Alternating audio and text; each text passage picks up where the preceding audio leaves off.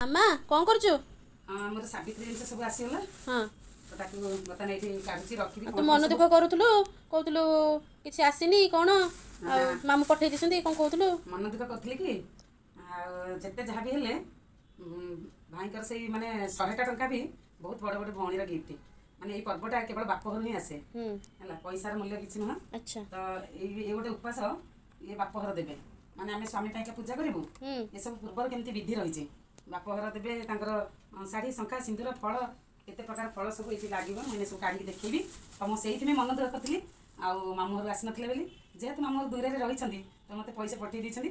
ମୋ ବାପ ଘର ପଇସା ମୁଁ କିଣିବି, ସେଇଥିପାଇଁ ମନ ଦୁଃଖ କରିଥିଲି। ତ କାଲିଠୁ ପଇସା ପଳେଇ ଆସିଲାଣି, ଖୁସି ଏଥର ଆଉ ବହୁତ ଖୁସି ହେଲା। ହଁ, ଆଉ ଭାଇ ପଠେଇଛନ୍ତି ପଇସା, ସେଇଥିରେ ମୁଁ ସବୁ କିଣିକି ଆଣିଛି। କ'ଣ କ'ଣ ସଜାଡ଼ିଛି ଦେଖି। ତୋ ପାଇଁ କିଏ କିଣି ଦେଇଛି? ମୋ ଗେଲି ଝିଅଟା କିଣିଦେଇଛି, ଆଉ ତାକୁ ମାମୁଁ ଦାୟିତ୍ୱ ଦେଇଛନ୍ତି କିଣିକି ଆଣିକି ମୋ ଭଉଣୀକି ସବୁ ଦେଇଦେବୁ। ମନ ଦୁଃଖ କରିବନି ହେଲା। ଓହୋ, ହଉ କ'ଣ କ'ଣ ଆଣିଛୁ ଦେଖା। ହଁ, ଦେଖେଇ ଦେଉଛି କାଲି ତ ସବୁ ଯାଇଥିଲୁ ଜିନିଷ ସପିଂ ଆଣିଛି। ପାଇଁ।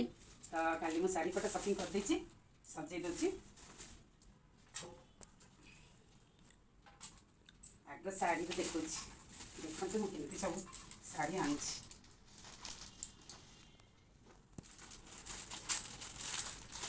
ୱାଓ, ମସ୍ତ ହେଇଛି।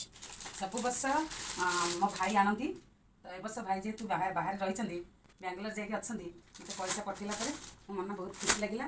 ତାପରେ ମୁଁ ଆଣିଛି ସବୁ ସେଇ ଜିନିଷ ପଇସାରେ। ଆଉ ଏଇଟା ଗୋଟେ ହେଲା ନବକୋଟି ଶାଢ଼ୀ। ଏଇଟା ଏବେ ଚାଲିଛି ଟ୍ରେଣ୍ଡରେ ନା, ଚାଲିଛି ନବକୋଟି ତ ଶାଢ଼ୀ। ଏଇ ଶାଢ଼ୀ ଏତେ ମୁଁ ମାର୍କେଟ ଯାଇନି, ମାର୍କେଟ ଏତେ ଭିଡ଼। ଆମର ଏଇଠି ଆମର ପାଖରେ ବିକ୍ରି କରନ୍ତି ଜଣେ ମୋ ସାଙ୍ଗ, ତ ନବକୋଟି ଶାଢ଼ୀ ତାଙ୍କ ପାଖରେ ମିଳିଗଲା।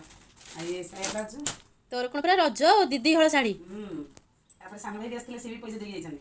ଇସ୍, ସେଇ ଆଉ ଦିଦିଟା ଶାଢ଼ୀ ଆଉ ରଜ ପୁରା ଆଉ ରଜ ସାବିତ୍ରୀ ପାଳିବ ମାମା ଆଉ।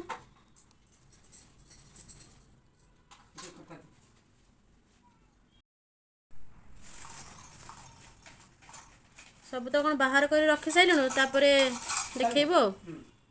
ଓକେ।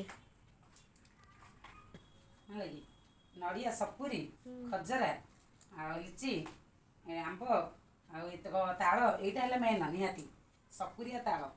ଆଉ ଇଏ ହେଲା ଆମର କଞ୍ଚା ମୁଗ, ଆମର ମୁଗ ଯେଟା ପୂଜା ହୁଏ, ତାକୁ ସବୁ ସକାଳୁ ବତୁରେଇକି ତାକୁ ଧୁଆ ହେବ।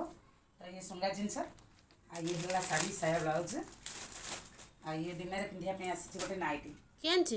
ମୁଁ ଗେଲା ଆଣିଛି। ଆଉ ଇଏ ହେଲା ମୋର ସାବିତ୍ରୀ ଭାର।